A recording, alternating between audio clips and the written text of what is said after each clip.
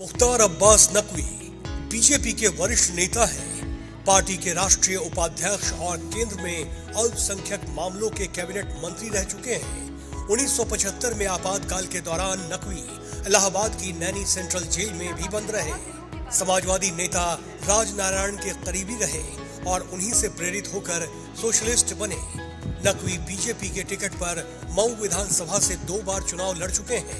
इसके बाद 1998 में वे रामपुर लोकसभा सीट से चुनाव लड़े और जीते। अटल बिहारी वाजपेयी सरकार में नकवी केंद्रीय सूचना प्रसारण मंत्री बने।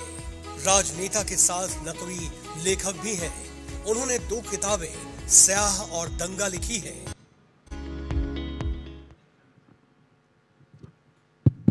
तो आपने नकवी जी की छोटी सी प्रोफाइल देखी। वैसे कहा जाए मुख्तार अब्बास नकवी जी किसी पहचान के मोहताज नहीं है, वरिष्ठ नेता हैं। लंबे वक्त तक ये कहा जाए कि ज़मीनी स्तर की राजनीति से केंद्र स्तर की राजनीति तक हम उन्हें अलग अलग भूमिकाओं में देखते रखे हैं। राकेश जी लगातार चर्चा भी करते रखे हैं और आज बेहद खास मंच जो है इंडिया मंच का, इंडिया डेली का, आप उसमें आए सर, आपका बहुत बहुत स्वागत है। बहुत बहुत धन्यवाद। इंडिया डेली की पूरी टीम को बहुत बहुत धन्यवाद। नकवी जी, मैंने आज सोचा था कि आपसे बात करूंगा तो पहला सवाल क्या पूछूंगा, तो मुझे लगा कि ये पूछूं आपसे कि हड़बड़ी में गड़बड़ी का क्या मतलब है। आपने एक 2 लाइन दी थी अभी हाल ही में। देखिए, जो आप पूछना चाह रहे हैं वो मैं उसका मतलब आप ढक छिप के पूछ रहे हैं, मैं सीधे सीधे बता कोई भी आस्था, अभी तमाम आपके आध्यात्मिक और तमाम धर्मगुरु भी आपके इस मंच पर, इंडिया लाइव के मंच पर आए थे, आए होंगे, आएंगे भी। अभी कोई भी आस्था अस्पृश्यता और असहिष्णुता की बंधक नहीं होनी चाहिए। और अगर किसी भी आस्था के प्रति ये मैसेज जाए कि ये इंटॉलरेंस और अनटचेबिलिटी की जो है वो हॉस्टेज है, बंधक है, तो निश्चित तौर से उसके लिए जो है उसको करेक्ट करने का ज़रूरत होती है। और कोई भी अंदर है, बाहर है, कहीं भी है, उसको जो है वो हमें इंगित करना चाहिए। तो वही एक इशू था। और उसके बाद मुझे इस बात की खुशी है कि जो हड़बड़ी में जो कुछ एक डिस्ट्रिक्ट लेवल पे गड़बड़ी हुई थी उसको करेक्ट किया गया। लेकिन ये तो ज़रूरी हो जाता है कि अगर कोई निर्णय है, अगर उस पर प्रतिक्रिया देते हैं, लेकिन उसके बाद के जो परिणाम है नकवी जी, वो भी जानना बहुत ज़रूरी हो जाते हैं। क्या उन आलोचनाओं को, क्या उन सुझावों को उतनी ही बेबाकी से रखना आसान है और उसके बाद के जो परिणाम होते हैं, क्या ये आजकल पार्टी में इतना सहज है? उस आलोचना की स्वीकार्यता भी नज़र आती है क्या? नहीं, अब ये तो एक जनरलाइज सी है कि एक्सेप्टेबिलिटी आलोचना की वक्त के साथ जो है वो लोगों का मूड भी बदला है, माहौल भी बदला है और टेक्नोलॉजी भी बदली है। उसके साथ ही साथ जो है वो लोगों की सोच भी काफ़ी टॉलरेंस इतना नहीं है उसमें। वो इसका एक ही कारण है, प्रमुख कारण ये है कि अभी लोग जो है वो अपना दिमाग किसी चीज़ पे कम लगाते हैं, बल्कि आज जो है वो गूगल का वक्त है, आज जो है सोशल मीडिया का वक्त है। 2 मिनट में उसको देखा और 3 मिनट में उसको रफू चक्कर किया।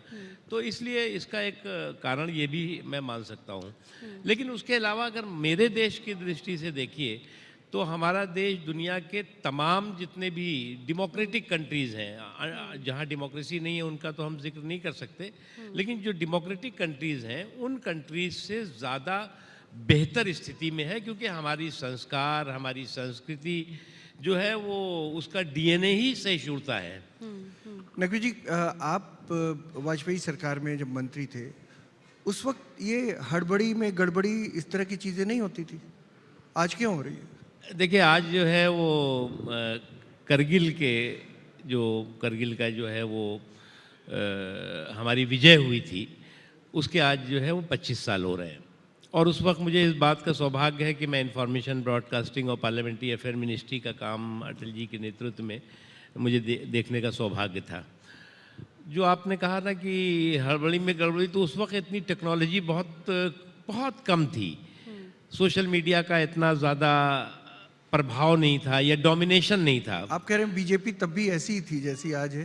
अब बीजेपी में कोई फर्क नहीं है। तो ये हड़बड़ी बीजेपी में कोई फर्क नहीं है। बीजेपी में ना फर्क है, ना फर्क होगा और ना फर्क रहेगा। देखिए जैसे जैसे पार्टी बढ़ती है, लोग आते हैं, उसकी संख्या बढ़ती है, तो आप अगर 100% किसी को कहेंगे कि साहब ये 100% जो है ये पार्टी के संस्कारों और पार्टी की संस्कृति के प्रति समर्पित होगा, तो थोड़ा सा उसके लिए भी जो है वो ईमानदारी नहीं लेकिन नकवी जी कुछ देर पहले इसी मंच पर सुब्रमण्यम स्वामी जी भी थे और मैं और राकेश जी ही इंटरव्यू कर रहे थे। हमने उनसे भी सवाल पूछा, अटल जी वाली बीजेपी और अभी मोदी जी और अमित शाह वाली बीजेपी, क्या अंतर आपको बेसिक यहाँ पर नजर आता है? मुझे तो नहीं अंतर दिखता। कोई अंतर नहीं है। मैं इसलिए नहीं अंतर दिखता कि अटल जी ने राजनीति की उबड़ खाबड़ राहों पे नरेंद्र मोदी जी को चलना सिखाया, और गुरु गोविंद दो खड़े काके लागो पाओ, बलिहारी गुरु आपकी गोविंदियो बताए, तो वो तो गुरु थे अटल जी। तो इसलिए जो है मुझे नहीं लगता कि कोई नकवी जी एक अंतर है, मैं बता रहा हूँ। अटल जी की सरकार में दो बड़े मुस्लिम चेहरे जो है वो मंत्री थे, एक नकवी साहब और एक शाहनवाज जी। आज नहीं है, ये अंतर है। नहीं, कोई अंतर नहीं है। देखिए एक चीज़ आपको समझना होगा कि नरेंद्र मोदी जी को समझने के लिए हमें जो है वो इस देश के इस ख़ास तौर से 10 सालों के जो है वो जो एक बदलाव आया है, जो परिवर्तन आया है, उसको समझने की ज़रूरत है। अब एक शेर है ना कि कुछ लोग थे जो वक्त के सांचे में ढल गए और कुछ लोग हैं जो वक्त के ढांचे बदल गए। तो नरेंद्र मोदी जी ने वक्त के ढांचे को बदलने की एक महत्वपूर्ण भूमिका निभाई है। इसलिए मैं कह रहा हूँ कि जो सांप्रदायिक तुष्टीकरण का छल था उसको समावेशी सशक्तिकरण के बल से उन्होंने ध्वस्त किया है। और इस बात को, इसका वोट के उससे या 240 मिला, 150 मिला, इससे आकलन आप नहीं कर सकते। लगातार 10 सालों तक 2 कार्यकाल बिना कांग्रेस के रिमोट और बिना कांग्रेस के सपोर्ट के, ये इस देश के लोकतंत्र के इतिहास की पहली सरकार है जो 2 कार्यकाल पूरा करते हुए तीसरे कार्यकाल में चल रही है। और बिना अल्पसंख्यक वोटों के भी क्या ये चीज संभव है? दरअसल राकेश जी ने जो सवाल पूछा, मैं उसको और ये आगे एक और बढ़ाऊंगी, क्योंकि इस बार के जो चुनावों में हमने देखा टिकट बंटवारों में भी वो तस्वीर नजर आई। सिर्फ नकवी जी तक ही नहीं बल्कि कई और ऐसे अल्पसंख्यक नेता हैं या फिर टिकटों को लेकर। और आपने कहा कि ठीक है बिना कांग्रेस की, कि क्या बिना अल्पसंख्यकों के वोटों के भी ये संभव है? देखिए मैं बताता हूँ, एक ये जो सिंबॉलिज्म है कि हमने जो है वो थोक में वोट दिया और फुटकर में भी उनका विकास नहीं किया। तो कांग्रेस पार्टी ने तो बहुत थोक में वोट दिए। जो और पार्टियां हैं जो अपने आप को सेकुलर सिंडिकेट जिनका कह सकती हैं आप, उन्होंने बहुत थोक में वोट किए। लेकिन फिर उन्हें क्यों सच्चर कमेटी बैठालनी पड़ी, और सच्चर कमेटी को क्यों कहना पड़ा कि आज जो है वो इस देश के मुसलमानों की स्थिति दलितों से ज़्यादा बदतर है? उसे क्यों कहना पड़ा कि मुसलमान जो है वो जेलों में ज़्यादा हैं और रोज़गार में कम है, शिक्षा बिल्कुल नहीं है? तो ये सारी चीज़ें जो है वो थोक में वोट देने, टिकट देने के बाद हुई है।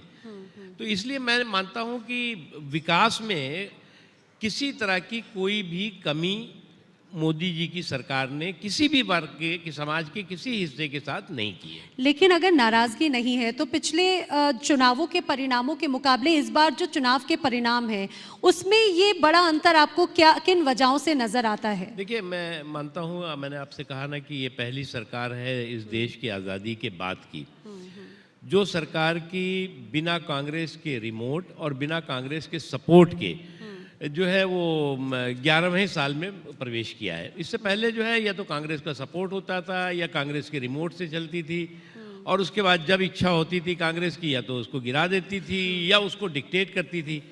क्योंकि कांग्रेस का तो एक बहुत शुरू से ही फार्मूला रहा है, या तो डायनेस्टी, नहीं तो डिक्टेशन वाली सरकार, और नहीं तो डेपुटेशन वाली सरकार। ये दो सारी की सारी नहीं हो पाई। एक चीज़। दूसरी चीज़ ये कि आपने मुख्य रूप से जो बात आप कर रही हैं, उत्तर प्रदेश में जो सीटें कम हो गई जी, मैं आपको याद दिलाऊं कि अटल जी सर्वमान्य नेता थे।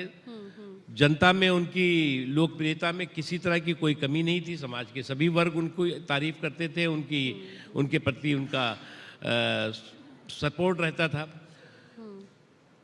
1999 में यानी करगिल के जो आज करगिल है, करगिल का जो विजय हुई उसके बाद जो चुनाव हुआ तो बीजेपी के पास जो है लगभग 62 सीटें थी। 98 के चुनाव की 62 सीटें थी, तो 99 में जब एक वोट से सरकार गिरी तो फिर चुनाव हुआ और वो 60 से हमारी 29 रह गई। फिर 2004 में चुनाव हुआ तो 29 से हम 10 पे आ गए। लेकिन उससे जो है वो बीजेपी खत्म नहीं हुई, तो इसलिए जो है वो फुटकर की हार में थोक का हाहाकार जो लोग करते हैं उनको जो है वो या तो इतिहास से अनभिज्ञ हैं या उनको समझ में नहीं आता। बीजेपी जो है वो वोटों की हम मानते हैं कि जो अपेक्षा थी उस अपेक्षा से पे हम निराशा। लेकिन नकवी जी वक्त की कमी है, लेकिन चूंकि अभी बात आपने उत्तर प्रदेश की छेड़ी, तो आपको लग रहा है चुनाव के परिणामों के बाद में जो सामने आए हैं उत्तर प्रदेश में ऑल इज वेल है, क्योंकि जो हलचल है वो कुछ ना कुछ सुगबुगाहट दिखाती है? नहीं, कोई हलचल नहीं है। देखिए, एक चीज़ आपको समझना होगा कि उत्तर प्रदेश में योगी आदित्यनाथ जी के नेतृत्व में जो सरकार है वहाँ पर जो है वो बलवे हों, बलवाई हों, दंगे हों, दबंग हों, ये सारे के सारे लोग जो है वो चूहे की बिल में घुसे हुए हैं। अब लोग जो है वो बुलडोज़र पे सवाल करते हैं, लेकिन बलवाइयों पे जो है वो कोई सवाल नहीं करते। बुलडोज़र पे अक्सर बवाल होता है, लेकिन बलवाइयों पे सवाल नहीं। ये जो आज अगर वहाँ पर लोगों में सुकून है, शांति है, तो वो इस बात का प्रमाण है कि इस बात का प्रतीक है कि समाज का सभी हिस्सा प्रोग्रेस की मेन स्ट्रीम में, प्रगति की मुख्य धारा में सुरक्षा के साथ शामिल हो रहा है। यानी कि यूपी में अभी कुछ बदलाव होते हुए ऐसी तस्वीर नजर नहीं आने वाली है, कोई सुगबुगाहट नहीं है। देखिए, बदलाव जो है वो वक्त की जो है वो हमेशा ज़रूरत होती है। अच्छा। लेकिन इसको आपको जो है वो एक चुनाव में फुटकर में अगर कहीं कमी हो गई तो जो है वो उसको जो है वो थोक में जो है बदलाव होता रहेगा, ऐसे होने लगेगा तो फिर हर जगह होना। लेकिन आप इंडिया मंच के इस मंच के माध्यम से, इंडिया डेली के मंच के माध्यम से बड़ी बात बोल रहे हैं कि बदलाव होना बड़ी बात नहीं है। यूपी में कुछ बदलाव नजर आए तो बड़ी बात नहीं है। यूपी में बिल्कुल नहीं होगा, नहीं होगा। बदलाव का मतलब ये हुआ कि बदलाव जो है वो वक्त की जरूरत होती है। अगर आप किसी भी क्षेत्र में देखें तो वो बदलाव जो है वो बेहतरी के लिए हमेशा होते रहे हैं। इसलिए कोई ये नहीं कह सकता, कोई कह सकता था कि कल्याण सिंह जी हमारे चीफ मिनिस्टर रहे हैं, राजनाथ सिंह जी चीफ मिनिस्टर थे, आज योगी आदित्यनाथ जी हैं, तो लगातार ये एक प्रक्रिया है। नकवी जी, आप आए वक्त निकाल के, बहुत बहुत शुक्रिया। बहुत बहुत धन्यवाद भैया। बहुत बहुत धन्यवाद नकवी जी। आप एक ये कहा जाए कि आपने राजनीति के तमाम अनुभवों को जो है बहुत कम वक्त में साझा और हमारे साथ में शेयर किया। एक बार जोरदार तालियां नकवी जी के इस पूरे संवाद के लिए। और मैं चाहूंगी मुख्तार अब्बास नकवी जी आप मंच पर ही मौजूद